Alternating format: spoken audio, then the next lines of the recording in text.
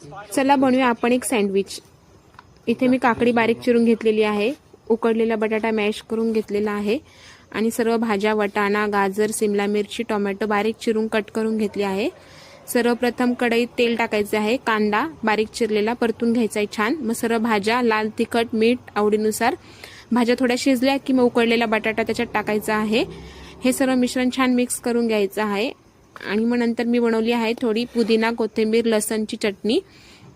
इथे ब्रेड घ्यायचे आहेत, एका साईडला ब्रेडवरती चटणी लावायची आहे आणि एका साईडला सॉस लावायचा आहे आणि मग नंतर एका साईडला काकडी चे आपण जे काप करून घेतले होते ते आणि तो मसाला आणि मग चीज आवडीनुसार।